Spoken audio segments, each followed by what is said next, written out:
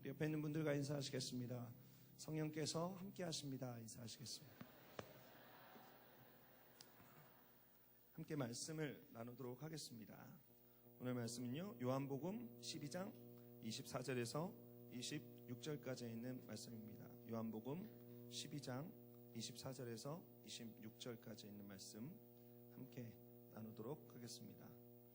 다 찾으셨으면 한 목소리로 요한복음 12장 24절에서 26절까지 있는 말씀을 함께 읽도록 하겠습니다. 시작.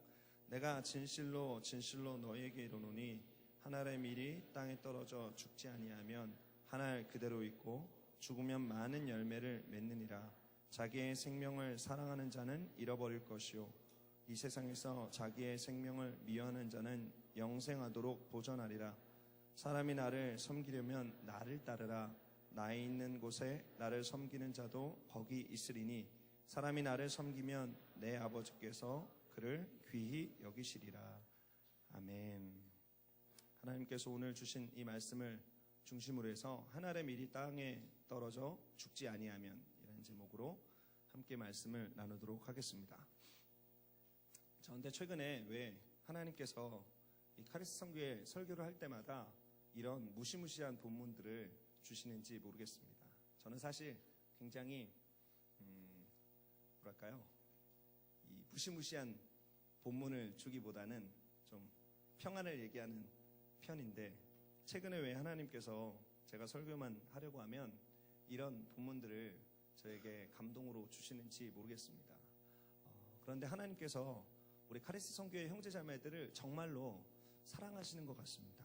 그리고 하나님께서 정말 우리들의 인생이 낭비되기를 원하지 않으시는 것 같습니다. 그래서 하나님께서 이 말씀을 통해서 또 우리들의 삶의 새로운 결단을 통해서 보다 깊은 헌신들을 원하고 계신 것 같습니다. 오늘 함께 기도하면서 하나님의 말씀을 또 나누면서 또 함께 우리들의 삶을 하나님께 올려드리면서 하나님께서 우리들의 삶에 원하시는 뜻이 어떤 것인지 발견할 수 있는 시간이 되었으면 좋겠습니다. 지난 6월 달에 성령대망회를 드리면서 하나님께 드리면서 여러분들에게 드렸던 질문이 있습니다. 이제 여름이 시작되게 되는데 우리가 어떻게 하나님의 부흥을 위한 통로로 쓰임받을 수 있을까요? 하나님께서 우리들의 삶을 향한 계획은 어떤 것일까요? 하나님께서 사랑하는 형제자매를 통해서 놀라운 부흥의 은혜를 일으키길 원하시는데 우리가 어떻게 하나님 앞에 드릴 수 있을까요? 그 삶을 결단해보고 그 삶을 하나님께서 기뻐하시는 뜻을 쫓아 한번 살아보자는 이야기들을 했습니다.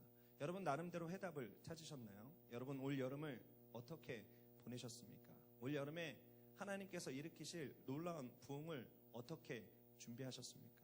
또 여러분들의 삶 속에 그 하나님께서 주신 부흥의 꿈틀거리는 생명력들이 얼마나 생생하게 살아있습니까? 제가 올 여름에 월드미션을 함께 형제자매들과 함께 다니면서 하나님께서 제 마음속에 어떤 많은 도전들과 많은 감동들을 주셨던 것을 기억합니다.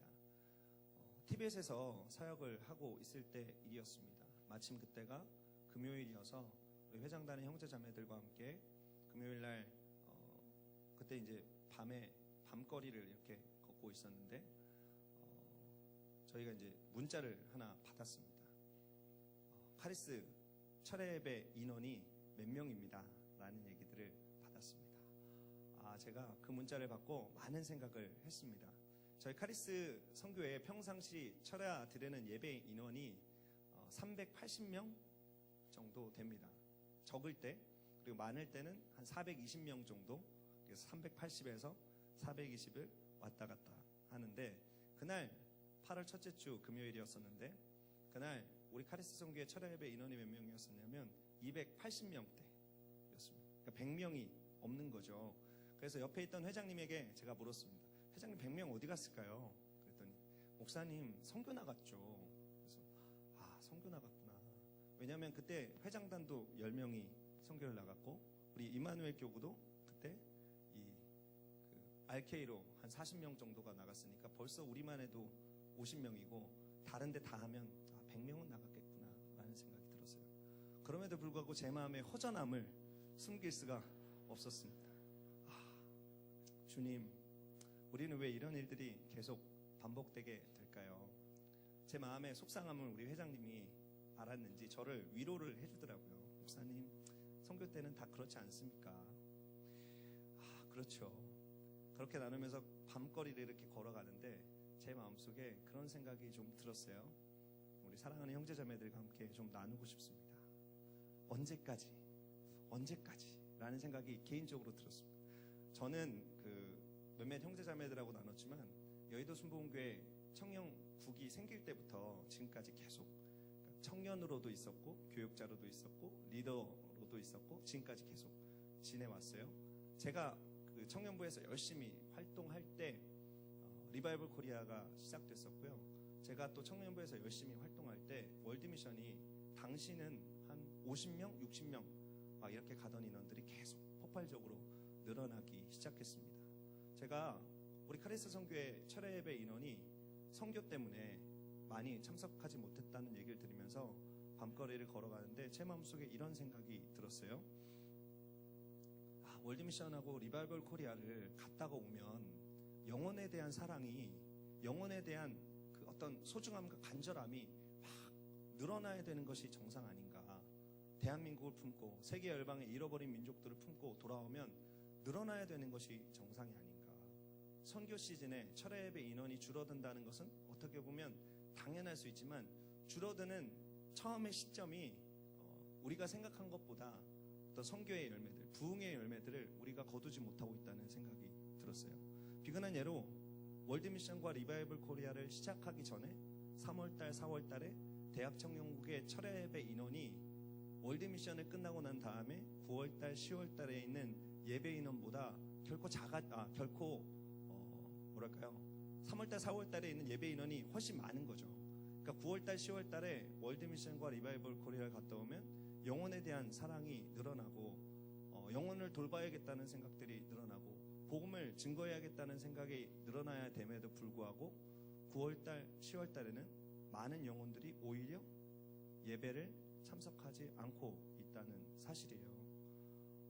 그래서 제가 굉장히 큰 도전을 받았어요. 선교제에서 하나님 앞에 기도하기 시작했어요. 하나님, 왜 우리는 그런 일들이 일어나지 않을까요? 여름에 하나님의 부흥을 사모하며 부흥을 꿈꾸며 그 삶을 열심히 하나님 앞에 드렸으면 그 삶의 열매를 거두어야 되는 것이 아닙니까? 물론 그 열매가 숫자로 나타나지 않을 수가 있습니다. 하지만 제가 하나님 앞에 기도했던 것은 그러면 언제까지입니까? 언제까지? 제가 청년 때부터 이런 일이 계속 반복되고 있는 거예요. 제가 청년 때도 마찬가지였습니다. 3월달, 4월달에 드리는 예배 인원이 9월달, 10월달에 드리는 예배 인원보다 훨씬 많아요. 그러면 무엇이 잘못된 것인가?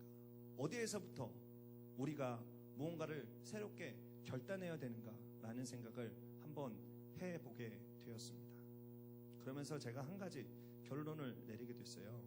월드미션과 리바이벌 코리아의 프로그램이 잘못된 것이 아니라 월드미션과 리바이벌 코리아를 참석하는 우리들의 삶 가운데 또 월드미션과 리바이벌 코리아를 참석하지 못하고 7월달, 8월달을 보내는 우리들의 삶 가운데 새로운 결단이 있어야겠구나. 참석하면서 우리는 여전히 손님의 마인드로 월드미션과 리바이벌 코리아를 참석하고 있고 월드미션과 리바이벌 코리아를 보내는 우리들도 여전히 남의 일처럼 보내고 있구나. 우리 공동체가 하나님께서 기뻐하시는 완전하신 부흥을 향한 계획을 쫓아가지 못하고 있구나라는 생각이 들었습니다. 여러분의 삶은 어떠신가요? 여러분의 올 여름은 어떠셨나요? 그리고 내년도의 여름은 어떠셨나요? 제가 바라고 소망하기는 내년도에는 좀 다른 일들이 일어났으면 좋겠다는 생각이 들어요. 그리고 올해 다른 일들이 좀 일어났으면 좋겠다는 생각이 듭니다. 하나님께서 우리들의 삶 속에 월드미션과 리바이벌 코리아를 참석하게 하시고 월드미션과 리바이벌 코리아를 간 형제자매들을 위해서 중보하게 하셨다면 우리들의 마음속에 부흥에 대한 불같은 마음이 일어나는 것이 당연한 정상적인 현상이라는 생각이 들었습니다. 그러면서 고민하던 끝에 오늘의 성경 본문을 보게 되었습니다. 제가 오늘 성경 본문을 여러분들과 함께 나누는 것은 여러분을 질책하기 위함도 아닙니다. 여러분들에게 야단치기 위함도 아닙니다. 다만 우리들의 삶이 하나님께서 정말로 기뻐하시는 부흥의 통로로 구별되기 원하는 마음에서 또 또 저의 삶을 여러분들과 함께 동일하게 드리기를 원하는 마음에서 이 본문을 나누기를 원합니다. 첫 번째 대지를 나누도록 하겠습니다. 첫 번째 우리가 생각할 것은 우리들의 삶이 땅에 떨어져 죽는 삶이 되어야 된다는 것이죠. 무시무시한 단어가 지금 화면에 떴습니다. 땅에 떨어져 죽어라. 땅에 떨어져 죽어라. 사실 여러분들에게 의문을 던지고 싶었습니다. 하늘의 미련이 땅에 떨어져 죽지 아니하면 어떤 일들이 일어나게 될까요? 여러분, 하늘의 미랄이 땅에 떨어져 죽으면 많은 열매를 맺는 것은 당연한 일입니다. 그런데 왜 우리는 하늘의 미랄이 땅에 떨어져 죽은 것 같은 사역을 열심히 여름 동안에 했는데 열매를 맺지 못하는 일들이 일어나게 되고 있을까요? 라는 생각을 한번 해보게 되었어요. 그러면서 여러분들에게 권면하고 싶은 생각이 들었습니다. 이제 땅에 떨어져 죽어야 된다는 것이죠. 하나님께서 원하시는 새로운 생명을 우리들의 삶 가운데 잉태하기 위해서 땅에 떨어져 죽어야 된다는 것입니다. 하나님 앞에 온전히 헌신해야 된다는 것입니다. 하나님께서 우리 한 사람 한 사람을 통해서 일으킬 부흥의 놀라운 은혜를 보기 위해서 이제 우리가 기꺼이 땅에 떨어져야 될 때라는 것이에요. 오늘 성경 본문 요한복음 12장 24절에 기록되어져 있는 말씀입니다. 내가 진실로 너희에게 이르노니 한 알의 밀이 땅에 떨어져 죽지 아니하면 한 알 그대로 있고 죽으면 많은 열매를 맺느니라. 여러분, 열매의 목적은 무엇입니까? 또 다른 열매를 만들어내기 위해서입니다. 그 열매의 목적, 열매가 1대1이 아니라 1대 다수의 열매를 맺기 위한 것이 열매의 목적, 씨앗의 목적이라는 것이죠. 여러분, 어떤 씨앗을 가지고 서랍에 그대로 넣어둔 채로 겨울을 보내고 나면 그 씨앗은 그대로 남아있습니다. 어떤 씨앗은 말라서 죽어버리는 일도 있다는 것이죠. 절대로 서랍에 씨앗을 넣어놓고 다음 여름에 그 씨앗의 서랍의 개수를 확인하면 절대로 2개가 되지 않습니다. 그것이 하나님께서 이 땅 가운데 허락하여 주신 생명의 법칙이라는 것이죠. 생명의 신비는 이것입니다. 한 알의 미랄이 있으면 그 미랄이 많은 열매를 맺기 위해서 반드시 땅에 떨어져야 된다는 것이고 반드시 썩어야 된다는 것입니다. 썩어야 열매를 맺혀지게 된다는 것이죠. 여러분, 우리들의 삶이 좀 그렇게 드려질 수 있었으면 좋겠습니다. 우리들의 삶의 어떤 이기심을 채우기 위한 목적이 아니라 기꺼이 땅에 떨어져 죽는 삶을 선택할 수 있었으면 좋겠습니다. 하나님께서 오늘 이 본문의 말씀을 저에게 허락해 주시면서 저에게도 그런 도전을 주시는 것을 느끼고 있습니다. 너의 삶을 어떻게 하면 땅에 떨어져 썩게 할 수 있겠느냐? 그것을 통해서 많은 열매를 맺게 할 것이다. 그것이 바로 하늘나라의 법칙이라는 것입니다. 자연의 법칙이라는 것입니다. 여러분, 여러분의 삶을 기꺼이 드리시길 바랍니다. 여러분의 삶을 하나님께 기꺼이 드리시길 바랍니다. 땅에 떨어져 죽는 삶을 선택하시길 바랍니다. 여러분을 통해서 놀라운 열매를 하나님께서 허락해 주실 것입니다. 여러분, 하나님을 찾아가는 삶, 하나님을 만나는 삶, 소위 얘기하는 구도자의 삶은 높은 곳을 추구하는 삶만이 아니다라는 것을 기억하시길 바랍니다. 오히려 예수 그리스도를 믿는 사람, 예수 그리스도를 따르는 사람은 높은 곳을 지향하기보단 낮은 곳을 지향합니다. 낮고 천한 곳에 오신 예수 그리스도, 하늘의 보좌를 버리고 이 땅 가운데 우리를 위해서 모든 특권을 포기하고 오신 예수 그리스도를 따르는 길이라는 것을 기억할 필요가 있습니다. 죽어가는 길, 썩어져 가는 길, 기꺼이 선택하시는 사랑하는 형제자매들 되시기를 예수님의 이름으로 축원드립니다. 이 길은 그리스도께서 걸으셨던 길입니다. 예수님께서 걸으셨던 길입니다. 우리가 예수 그리스도의 제자라면 당연히 이 길을 선택하는 우리가 되어야 할 것입니다. 여러분, 대한민국이 지금 이렇게 하나님을 경외하는, 하나님을 경배하는 나라가 되기 이전까지 많은 사람들의 썩어짐이 있었습니다. 많은 사람들의 눈물이 있었습니다. 제가 티벳을 가면서 느꼈던 것은 티벳 곳곳에 있는 사당과 어떤 그들이 섬기고 있는 라마 불교의 여러 가지 모습들이죠. 외국에 있는 사람들이 비행기를 타고 서울 상공을 내릴 때, 한국을 넘어올 때마다 놀라는 것이 있습니다. 십자가가 많다는 것이죠. 네온 십자가가 많다는 것이죠. 도대체 이 나라는 어떤 나라인가? 도대체 이 나라는 어떤 나라이기에 이렇게 많은 교회가 있는가? 세계의 역사를 찾아보기 힘들 정도로 많은 교회가 있습니다. 여러분, 길거리에 나가서 여러분의 주변에 있는 곳을 둘러보아도 한 100m 나아가지 않아서 많은 교회들을 발견하게 될 것입니다. 그 교회가 작은 교회들도 있지만 큰 교회들도 있습니다. 하나님께서 대한민국에 복음의 씨앗이 그렇게 많은 열매를 맺기까지 눈물을 뿌려 헌신한 사람들이 있다는 사실을 기억할 필요가 있습니다. 하나님께서 우리나라에 축복을 주셨습니다. 어떤 축복을 주셨냐면 많은 선교사님들을 이 땅 가운데 보내셨는데 특별히 다른 나라들보다 정말로 성숙하고 헌신된 선교사들을 많이 보내셨어요. 대한민국보다 대한민국을 더 사랑하는 선교사님들, 대한민국에 있는 사람들보다 한글을 더 사랑하는 사람들, 대한민국에서 그 삶을 기꺼이 내어주는 선교사님들을 많이 보내셨습니다. 여러분 종종 양화진을 한번 방문해 보셨으면 좋겠습니다. 우리 사랑하는 리더들이, 사랑하는 형제자매들이 양화진을 한번 방문해 보시면 좋겠습니다. 거기에 기념관도 있고 홍보관도 있고 설명을 해주는 여러분들도 있습니다. 그 설명을 들으면서 얼마나 많은 복음의 씨앗들이, 얼마나 많은 하나님의 씨앗들이 이 땅 가운데 뿌려졌는지 실감할 수 있을 것입니다. 어떤 사람은 이 땅을 밟기만 했습니다. 그리고 병에 걸려서 죽었습니다. 여러분 그 죽음이 헛된 죽음일까요? 그렇지 않습니다. 하나님께서 그 눈물의 기도를 하십니다. 그 마음을 아십니다. 그 열매를 맺게 하신다는 것이죠.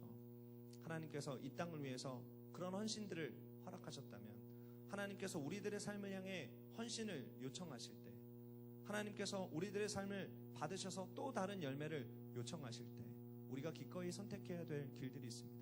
그것은 땅에 떨어져 썩어 죽는 일입니다. 하나님께서 우리를 땅에 떨어져 썩어 죽기를 원하시는데 아직까지 버팅기고 있다면, 아직까지 거부하고 있다면 오늘 함께 기도하시면서 그런 결단 하실 수 있었으면 좋겠습니다. 하나님의 놀라운 부흥을 위해서 하나님 저의 삶을 원하신다면 기꺼이 드리길 원합니다. 기꺼이 썩어 하나님께 드려지길 원합니다. 그리고 그것을 통해 잉태되어지는 놀라운 생명의 역사를 보기 원합니다. 여러분 이것이 여러분 귀에 들릴 때는 무시무시한 소리가 될 수도 있을 것 같습니다. 그러나 기쁨의 길입니다. 그것이 바로 하나님께서 우리들의 삶에 주신 목적대로 행하는 길이라는 것을 기억할 필요가 있습니다. 두 번째, 여러분들에게 도전하고 싶습니다. 영원한 생명을 준비하라는 도전을 여러분들에게 드리고 싶습니다. 요한복음 12장 25절에 이렇게 기록되어져 있습니다. 자기의 생명을 사랑하는 자는 잃어버릴 것이요 이 세상에서 자기의 생명을 미워하는 자는 영생하도록 보전하리라. 이 말씀을 읽어보면 자칫 이런 오해를 할 수가 있습니다. 예수님께서 살아있는 것, 생명을 가지고 있는 것을 정말로 싫어하시는구나. 하나님께 그럼 어떻게 우리의 삶을 드려야 되나? 그냥 목숨이 끊어지는 방향 쪽으로 계속 드려야 되나? 오해하지 않으셨으면 좋겠습니다. 주님께서는 우리의 생명의 주관자이십니다. 그것을 믿으십니까? 참새 한 마리도 하나님께서 허락하지 아니하시면 이 땅 가운데 떨어지지 않습니다. 하나님은 우리들의 생명을 그렇게 사랑하고 계시다는 것이죠. 오늘 성경 본문 가운데 주님께서 얘기하고자 하는 것은 이것입니다. 너희들의 생명을 경시 여겨라, 너희들의 생명을 하찮게 여겨라 라는 것이 아니다라는 것이죠. 어떤 것이냐면 영원한 생명이 있다라는 것, 영원한 생명이 우리들에게 예비되어져 있다는 것을 끊임없이 인식하라는 뜻입니다. 오늘 성경 본문 가운데 이 세상에서 자기 생명을 미워하는 자는 영생하도록 보전하리라. 이 땅에서의 인생이 짧은 것을 기억하시기 바랍니다. 우리들에게 영원한 생명이 있다는 것을 기억하시기 바랍니다. 우리가 거주하고 있는 이곳, 우리가 살아가고 있는 이곳도 임시 거주 장소입니다. 우리가 거주할 곳은 영원한 천국이라는 것을 기억할 필요가 있습니다. 그렇다면 우리가 이 땅에서 살아갈 때 어떤 삶을 살아야 합니까? 이 땅에 있는 법칙을 따르는 것이 아니라 영원한 하나님의 나라의 법칙을 따라 살 필요가 있다는 것이죠. 그런데 많은 사람들이 이 땅을 살아가면서 이 세상에서의 삶이 마치 영원한 것처럼 생각되어지는 경우가 많이 있습니다. 그리고 지금 살아가고 있는 이 땅이 마치 우리의 집인 것처럼 살아가고 있는 사람들이 많이 있다는 것이죠. 그래서 집착하기도 하고, 그래서 어떤 부분에 골몰하기도 하고, 어떤 부분에 실패와 좌절 때문에 낭망하는 경우들이 많이 있습니다. 그러나 기억하십시오. 이 땅에서의 삶은 짧습니다. 이 땅에서의 인생은 지극히 짧습니다. 그리고 우리가 가야 될 영원한 집은 이곳이 아니라 천국이라는 것을 기억할 필요가 있습니다.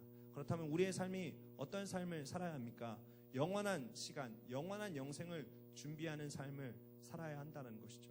우리가 이 땅에 두 다리를 딛고 살아가고 있지만 우리의 정체성, 우리의 시민권을 하늘나라에 두어야 한다는 것입니다. 사도 바울도 그런 삶을 살았습니다. 사도 바울이 이 세상 가운데, 이 땅 가운데 호흡하면서 살아가는 동안에 끊임없이 고백하였던 것은 자신의 정체성입니다. 자신의 정체성이 이 땅 가운데 있지 않다는 고백들을 한 것이죠. 자신의 시민권이 하늘나라에 있다는 것을 끊임없이 고백하였던 것입니다. 여러분, 그것을 기억하시기 바랍니다. 이 땅에서의 여러 가지 어려움들이 있을 때, 이 땅에서의 여러 가지 즐거움들이 있을 때, 이 땅에서의 여러 가지 일들이 여러분의 삶 가운데 찾아올 때 나의 시민권이 이 땅에 있는 것이 아니라 하늘나라에 있다는 것을 기억할 필요가 있습니다. 여러분, 이 얘기를 많이 들으셨을 것입니다. 한 선교사님이 배를 타고 본국으로 돌아오고 있을 때였습니다. 많은 사람들이 부둣가에 나와서 그 배를 환영했습니다. 박수갈채를 보내고 빵빠레를 울려댔습니다. 선교사님이 생각했습니다. 아, 먼 곳에서 사역하고 돌아오는 나를 환영하고 있구나. 마음의 뿌듯함을 느꼈습니다. 그러나 그 뿌듯함과 기쁨은 잠시 후에 사라졌습니다. 그 배에 미국 대통령이 타고 있었던 것이죠. 미국 대통령이 타고 있었기 때문에 그 미국 대통령을 향해서 박수의 갈채와 빵빠레가 울려 퍼졌던 것입니다. 그 선교사님이 하나님께 불평합니다. 하나님, 왜 저에게는 위로를 허락해 주지 않습니까? 왜 저에게는 조그마한 환영의 인파조차 보내주지 않습니까? 그때 하나님의 음성이 선교사님에게 들려줍니다. 내가 너를 보고 있다. 내가 너를 하늘나라에서 보고 있다. 내가 너를 위해서 지금 들려지는 박수갈채보다 더 큰 박수를 보내고 있다. 그리고 믿음의 선진들이, 믿음의 증인들이 너의 삶을 보면서 더 큰 격려를 보내고 있다. 그 선교사님이 그런 고백을 합니다. 천국의 비밀을 알게 되었습니다. 천국의 기쁨을 알게 되었습니다. 하늘나라의 박수갈채를 듣게 되었습니다. 여러분, 그것을 사모하시기 바랍니다. 이 땅에서의 성공, 이 땅에서의 박수갈채, 이 땅에서의 인정, 그것은 잠시 후면 사라지게 될 것입니다. 그러나 하늘나라에서 여러분의 삶을 바라보시며 인정하시고 박수쳐 주시고 격려해 주시고 칭찬해 주시는 하나님의 그 격려와 인정은 영원한 것입니다. 그것을 사모하는 형제자매들 되시기를 예수 그리스도의 이름으로 축원을 드립니다. 요한일서 2장 17절에 보면 이런 말씀이 있습니다. 이 세상도 그 정욕도 지나가되 오직 하나님의 뜻을 행하는 자는 영원히 거하느니라. 여러분의 삶의 세 번째 도전을 드리고 싶습니다. 그리스도를 따르라는 것입니다. 예수 그리스도를 따르라는 것입니다. 예수 그리스도만을 따르라는 것입니다. 오늘 성경 본문 읽은 요한복음 12장 26절에 사람이 나를 섬기려면 나를 따르라. 나 있는 곳에 나를 섬기는 자도 거기 있으리니 사람이 나를 섬기면 내 아버지께서 그를 귀히 여기시리라. 하나님께서, 예수 그리스도께서 사람이 나를 섬기라고 얘기합니다. 그런데 여기 핵심적인 단어가 있습니다. 이것만 이루면 자연스럽게 주님을 섬길 수가 있습니다. 그리고 하나님의 귀히 여김을 받을 수가 있습니다. 어떤 단어입니까? 나를 따르라는 것이죠. 예수 그리스도를 따르는 사람, 예수 그리스도만 따르는 사람. 우리가 잘 아는 말씀이 있습니다. 마태복음 16장 24절입니다. 이에 예수께서 제자들에게 이르시되 누구든지 나를 따라오려거든 자기를 부인하고 자기 십자가를 지고 나를 따를 것이니라. 여러분, 명심하십시오. 다른 사람이 아닌, 다른 이론이 아닌 예수 그리스도를 따르는 우리가 되어야 합니다. 세상이 아닌 예수 그리스도를 따르는 우리가 되어야 합니다. 한 단계 더 나가서 예수 그리스도를 예수 그리스도답게 따르는 우리가 필요하다라는 것이죠. 예수님께서 제자들에게 질문하십니다. 세상이 나를 누구라고 아느냐? 제자들이 대답합니다. 엘리야라고 얘기합니다. 혹은 예레미야라고 얘기합니다. 혹은 선지자 중에 한 사람이라고 얘기합니다. 혹은 세례요한이라고 얘기합니다. 예수님께서 그 대답에 만족하지 못했습니다. 그래서 질문하십니다. 너희는 나를 누구라고 하느냐?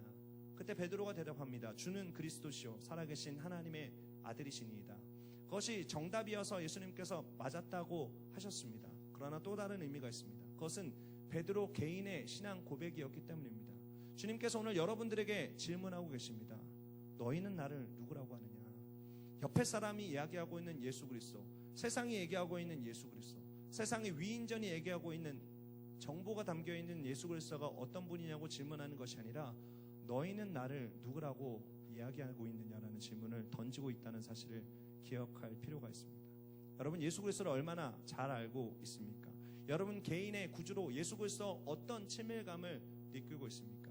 여러분, 예수 그리스도를 따르려면, 주님의 뒤를 따르려면 예수 그리스도와의 이 친밀감이 필요하다는 사실을 기억할 필요가 있습니다. 오늘 이 성령대망회를 여러분 이 기도하는 시간들을 보내면서 기도하시기 바랍니다. 주님, 정말로 친밀하게 만나길 원합니다. 지금까지 만났던, 누군가 이야기했던 예수 그리스도가 아니라 내가 오늘 밤 만나는 예수 그리스도, 그 예수 그리스도를 지금 이 시간 깊이 만나기 원합니다. 그리고 그러함으로 말미암아 나의 삶이 다시 한번 새롭게 변화되어지는, 결단되어지는 시간 되어지길 원합니다라는 고백을 하는 우리들이 되시기를 예수님의 이름으로 축원을 드립니다.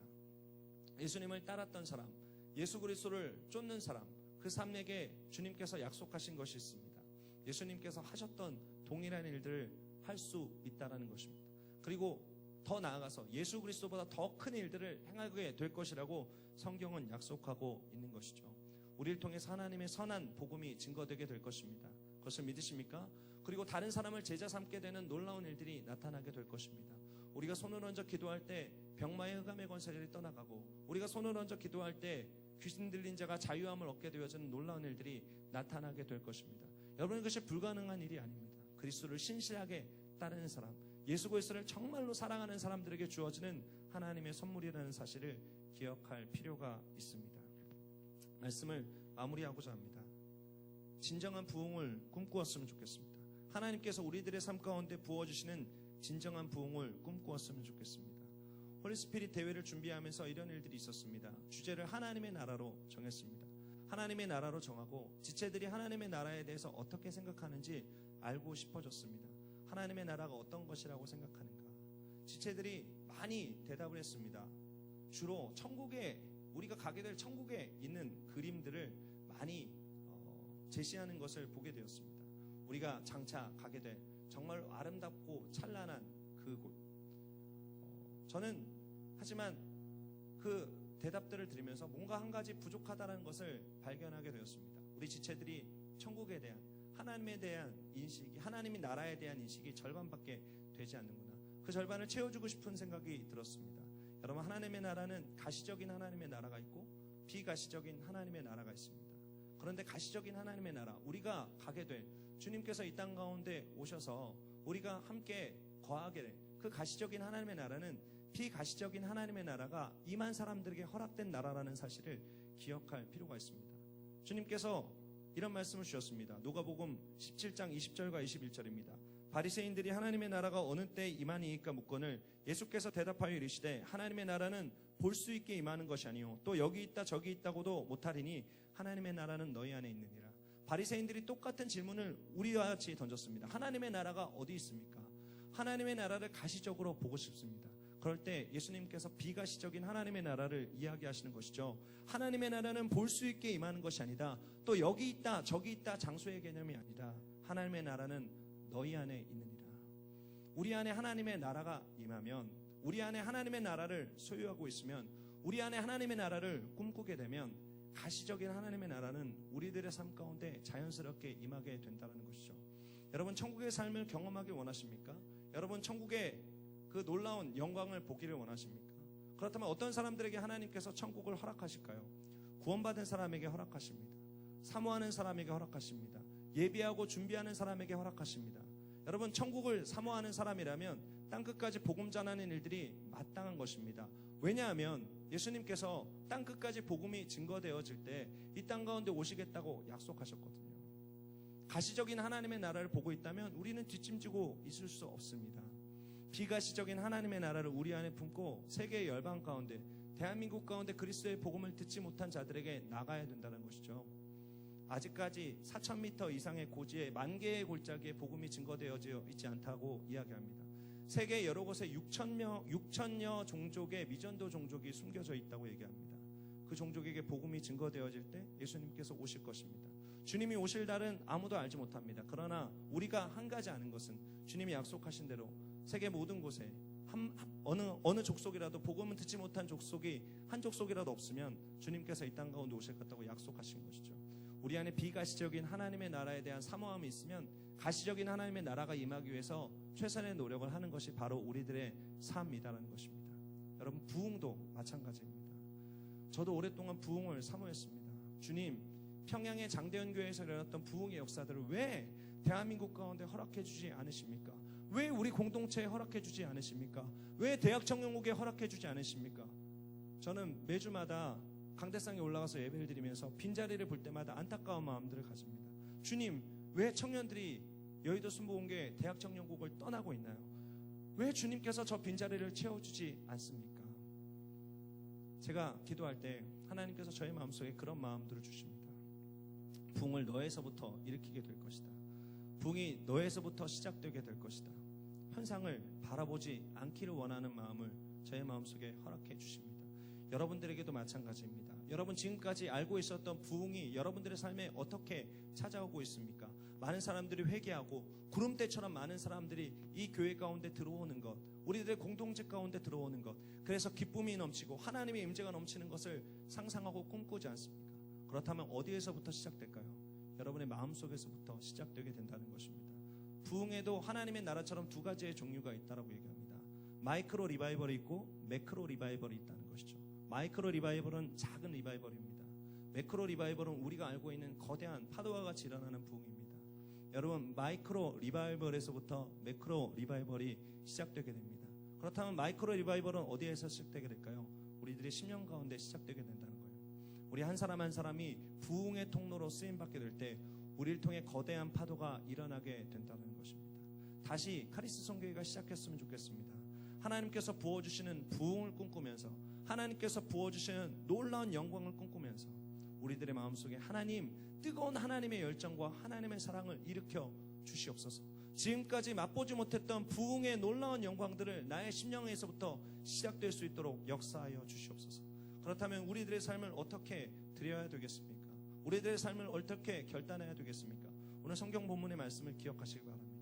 자신을 땅에 떨어져 비랄처럼 썩어갈 하나님의 사람을 기다리고 계십니다. 그 사람이 우리가 되어야 합니다. 이 땅의 것이 아닌 하나님의 나라를 사모하는 사람, 영원의 시간을 준비하는 사람, 그 사람이 바로 우리가 되어야 된다는 것입니다. 세상이 아닌 예수 그리스도를 따르는 사람, 그 사람을 통해서 하나님의 놀라운 영적 부흥을 일으키신다는 것 기억하시는 사랑하는 형제자매를 되시기를 예수 그리스도의 이름으로 축원드립니다. 오늘 우리가 함께 찬양하고 함께 기도하면서 결단하기 원합니다. 하나님, 지금까지 드렸던 헌신보다, 지금까지 하나님께 드렸던 여러 가지보다 더 깊은 헌신으로 나아갈 수 있게 되길 원합니다. 여러분의 삶을 좀 돌이켜 보았으면 좋겠습니다. 여러분의 삶이 땅에 떨어졌는데 아직까지 썩지 않기로 결단하고 버팅기고 있다면 여러분의 삶의 주권을 주님께 내어드리시기 바랍니다. 주님, 이제 땅에 떨어져 썩어 죽기를 원합니다. 나를 통해서 일어나는 생명의 역사들을 보기 원합니다.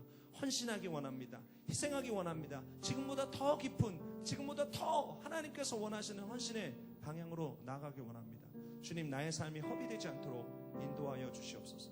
주님, 나의 눈이 이 땅 가운데 있었습니다. 나의 마음이 이 땅 가운데 있었습니다. 나의 소망이 이 땅 가운데 있었습니다. 하나님, 이제 눈을 들어 하나님의 나라를 보게 하여 주시옵소서.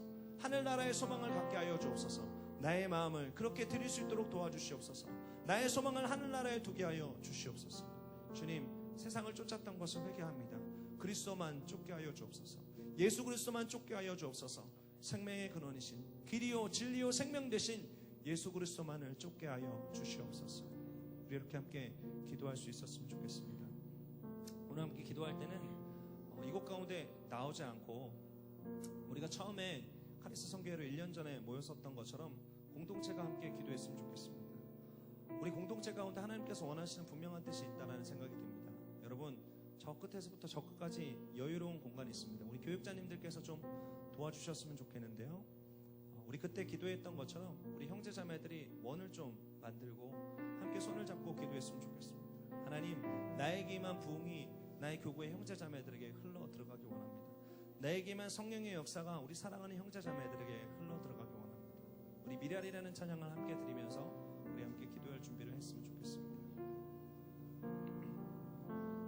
세상에